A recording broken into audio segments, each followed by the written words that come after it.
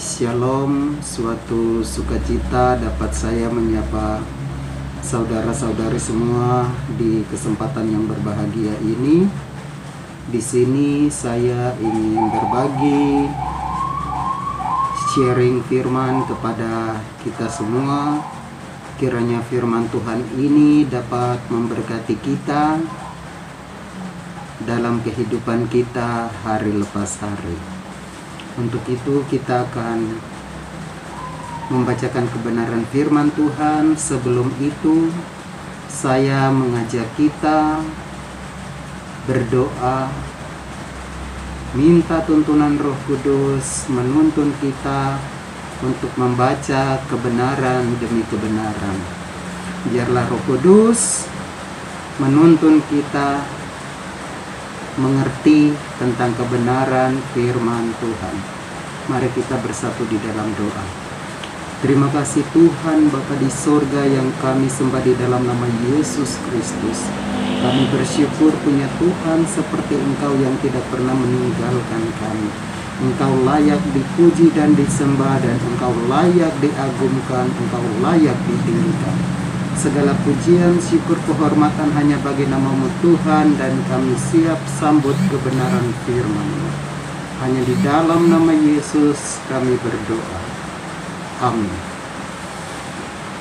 Di sini saya ingin share kebenaran firman yang terdapat di dalam kitab Ibrani 4 ayatnya yang ke-12.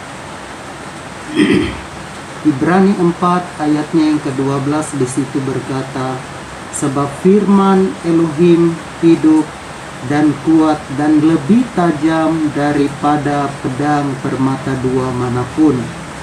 Ia menusuk amat dalam sampai memisahkan jiwa dan roh, sendi-sendi dan sumsum. Ia sanggup membedakan pertimbangan dan pikiran hati kita. Di sini saya memberikan tema untuk kita sharing, diskusi bersama-sama, yaitu perkataan firman sebagai pedang roh. Jadi perkataan firman sebagai pedang roh. Pedang bermata dua adalah senjata penemuan yang dipakai oleh bangsa Romawi di zaman dahulu. Memiliki panjang sekitar 0,75 meter, ditajamkan di kedua sisinya dengan ujung yang tajam pula. Jadi ke arah mana saja seorang tentara Romawi mengayunkan pedangnya, dia sedang mengayunkan kematian. Siapapun yang mendekat pasti akan terluka. Dengan senjata itu bangsa Romawi mampu menaklukkan dunia. Jadi melalui senjata ini bangsa Romawi mampu melakukan dan mengalahkan musuh-musuh mereka. Sebagai orang percaya kita patut berbangga karena kita juga memiliki senjata yang lebih hebat dari pedang bermata dua manapun. Senjata yang dapat menghancurkan iblis dan pasukannya, sanggup menembus dunia roh dan penguasa-penguasa di udara. Ya, senjata itu adalah firman Tuhan. Jadi senjata yang kita sebagai orang Kristen gunakan adalah senjata kebenaran firman yang mampu mengalahkan dunia.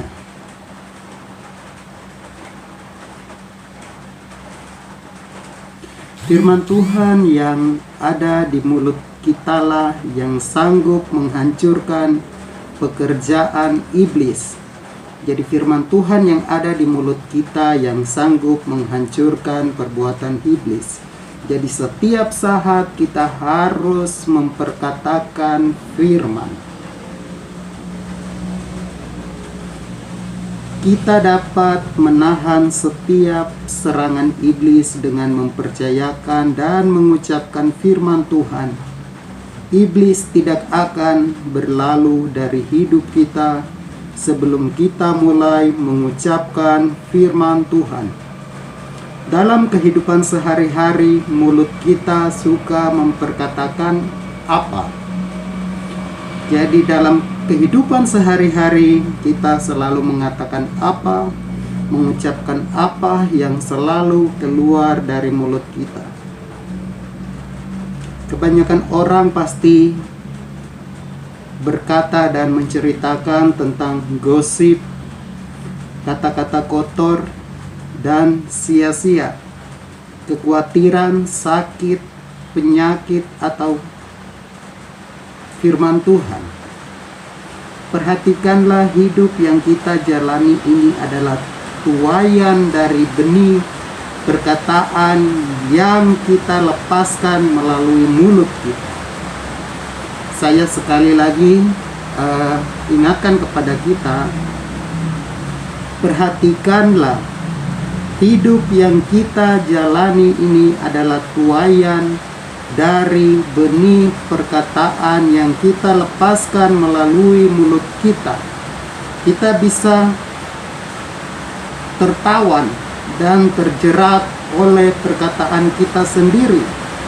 Melalui perkataan sendiri kita akan kehilangan berkat Tuhan dan mulai menuai hal-hal yang buruk.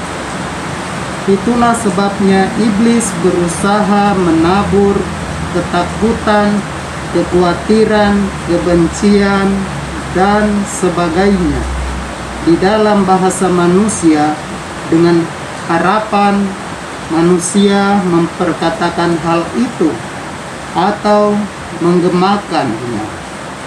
Tertulis, hidup dan mati dikuasai lidah. Siapa suka menggemakannya akan memakan buahnya. Kita bisa baca di dalam Amsal 18 ayatnya yang ke-21.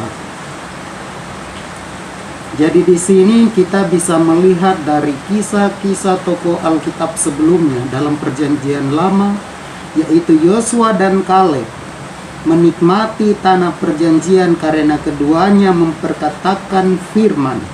Sementara jutaan orang Israel mati di padang gurun, menuai dari perkataan mereka sendiri.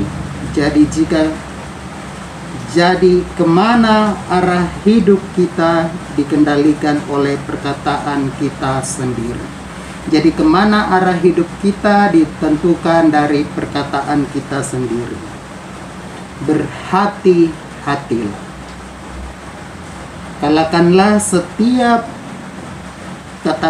Kalahkanlah setiap siasat iblis dengan firman Tuhan yang adalah pedang roh, sangat dahsyat kuasanya. Demikian renungan singkat yang bisa saya bagikan kepada kita semua. Kiranya Tuhan Yesus memberkati kita dalam kehidupan kita hari lepas hari. Sebelum kita berdoa, kita akan mendengarkan pujian berikut ini. Pujian ini dinyanyikan menggunakan bahasa PNG. Semoga pujian ini memberkati kita dalam kehidupan kita hari lepas hari.